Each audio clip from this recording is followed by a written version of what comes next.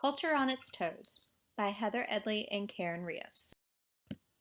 Matthew Arnold, a well-known English poet and cultural critic, once said, "Culture, then, is a study of perfection, a perfection which insists on becoming something rather than in having something, an inward condition of the mind and spirit, not an outward set of circumstances." When we look at the name of the healthcare service provider that Karen and I chose and briefly describe her role in the system and specifically the role she played in caring for the Lee family, Karen and I chose Janine Hilt. Janine Hilt was the Lee's social worker, and we chose her as our service provider because she had such a huge role in helping Leah's parents understand their daughter's condition, providing medical equipment at no cost, attempting to translate the parents' concerns to doctors and the doctors' concerns to parents in the absence of a translator. And as the social worker, she repeatedly went out of her way to write schedules and to draw charts with pictures to help the family discern when and which of Leah's medications were due at what time of the day.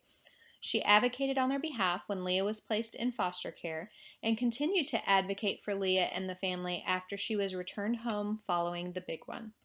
She was such a persistent force and advocate for Leah that she annoyed the doctors with her requests, who believed that the things she was asking for were not going to help because of the family's lack of ability to connect with the doctors and the doctors' ability to connect with Leah's family and make them understand her condition.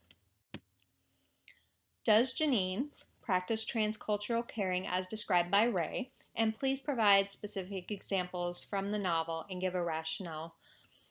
Transcultural caring, defined by Ray, is the relationship between charity and right action, between love as compassion and response to suffering and need, and justice or fairness of doing what ought to be done with the dynamics of culture or society. In our largest example in the book, Janine was really the only provider to ask the Lees what it was that they were doing at home to care for Leah, which she learned was spending thousands of dollars on healing amulets and making animal sacrifices. Once she asked these questions, she was educated that these are normal practices within the family's culture. Many of the doctors at the hospital felt that the Lee family probably held Janine responsible for the fact that Leah was put into foster care and taken away from her family.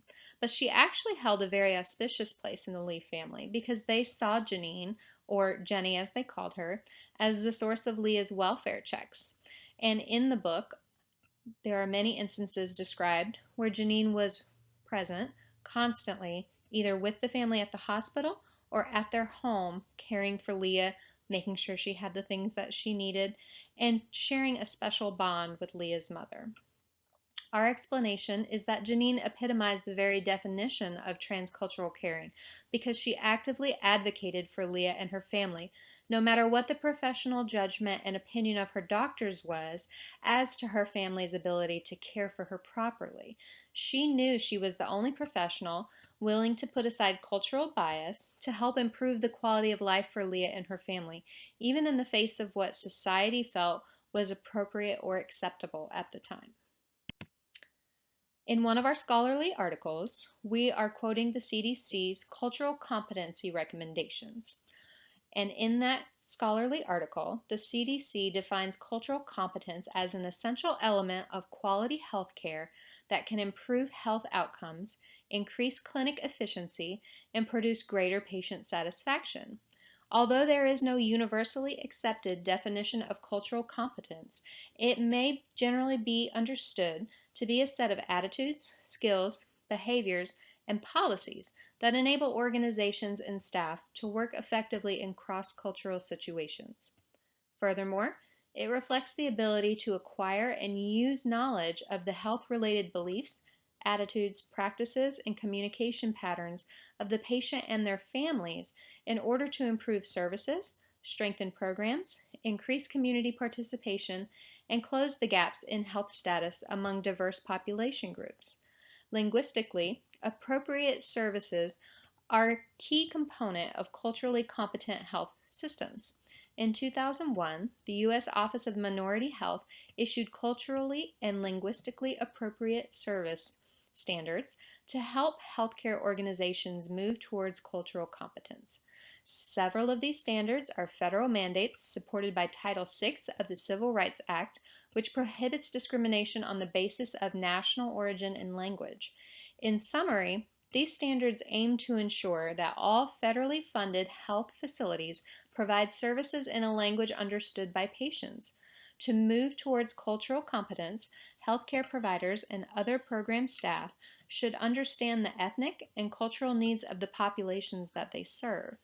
Providing effective care takes time and effort to learn from the patients what is important to them and the experience of illness and treatment.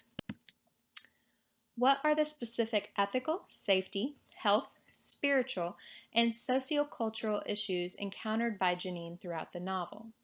Some of our specific issues are as followed.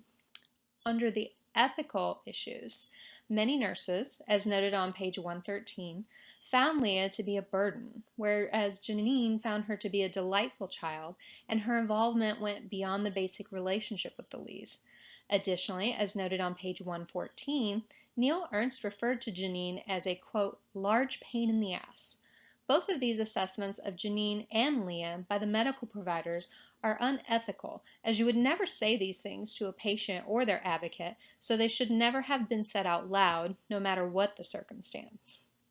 In reviewing safety, Janine found a way to help Leah's family understand what medications she needed and when. She did this in several ways by creating charts with colors and pictures, handwriting a schedule, and even having the translation of the schedule into Laos, even though they didn't speak it.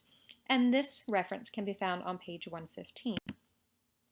Under our health issues, Janine was present when Lee's made the decision to remove Leah's IV and discontinue medication, although the reason was not clearly understood by her doctors. In light of this, Janine advocated on Leah's behalf to help the family get home nursing visits and all necessary supplies through working with Doctors Ernst and Phillips to ensure the family's ability to handle Leah at home. This example can be found on page 176. In the spiritual issues, Janine encountered animal sacrifice and healing amulets as she worked with the family to learn more about how they use their cultural and spiritual beliefs to heal Leah instead of using Western medicines as prescribed.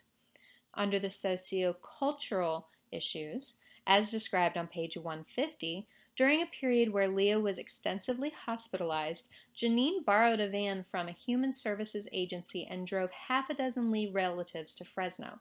She was frequently also the only regular visitor who had a relationship with Leah's parents and was able to understand how they were caring for Leah and to try and explain and translate what the doctors were saying.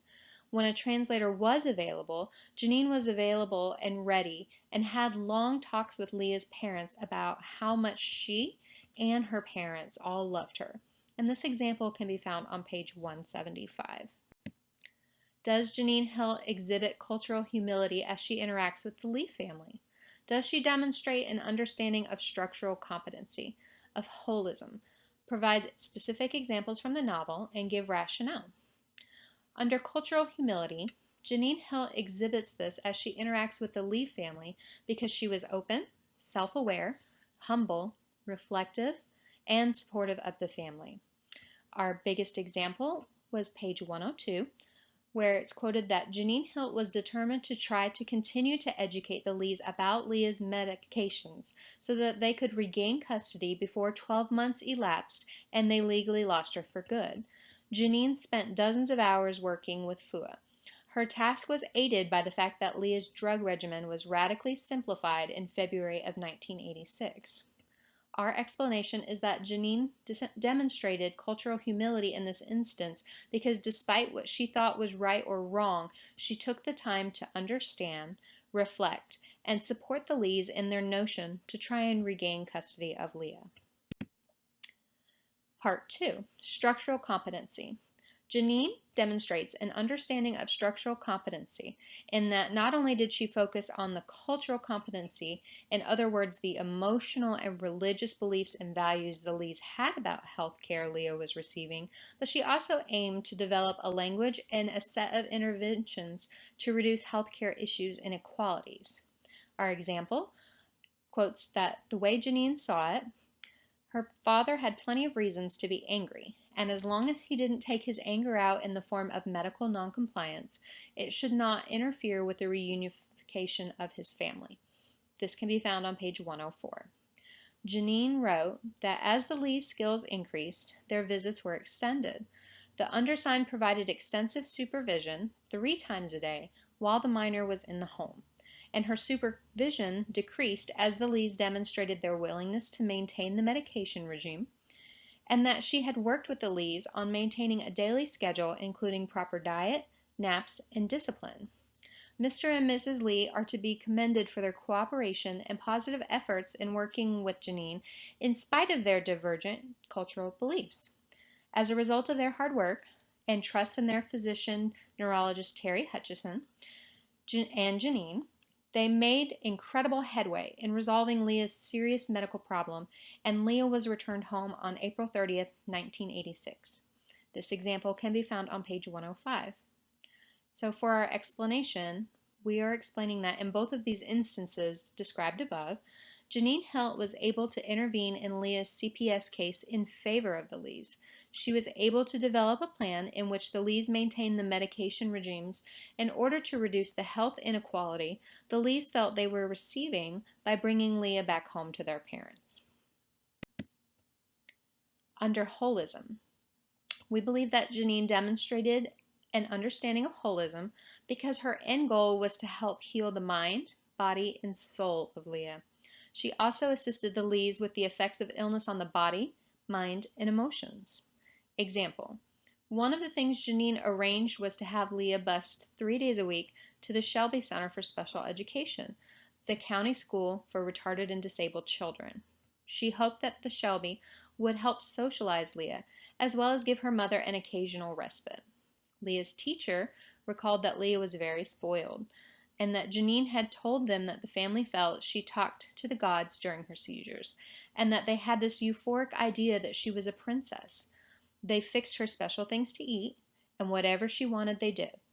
If she raised her arms, her mother would carry her through the house, and she got rather chubby. And the more she sat around and let people do things for her, the heavier she got. She was a beautiful child, and her mother groomed her until she was just immaculate. Leah could charm the hair right off a dog. She was the type you just want to pick up, but I had a rule in my room. No one could pick Leah up. Of course, as soon as she went home, her family kept right on catering to her, believing that Leah's behavioral problems stemmed partly from a lack of daily structure. This example is found on page 128.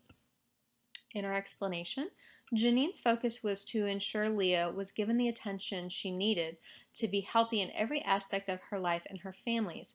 Her assistance gave the Lees an opportunity to assist with the effects of Leah's illness. In what ways, if any, might the lessons from this novel and concepts from this course change your approach to culture and healthcare? Provide specific examples and rationale for whether they will or will not change your current practice or your approach to culture and healthcare.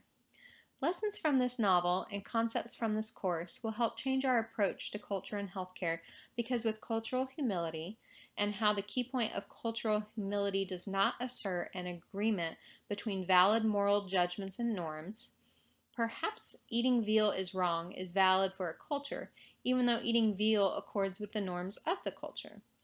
Another key point is that cultural humility implies no test for moral validity.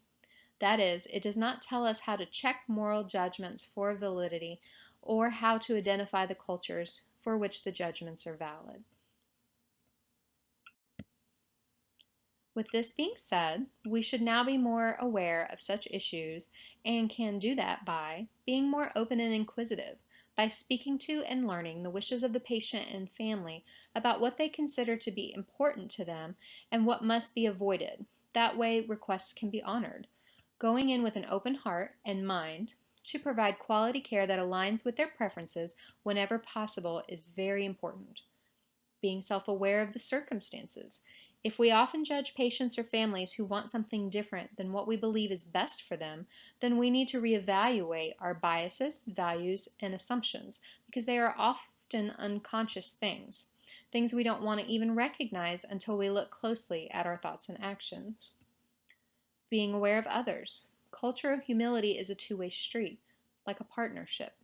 While we need to do our part, we also need to take into account what drives us as humans and what we are influenced by.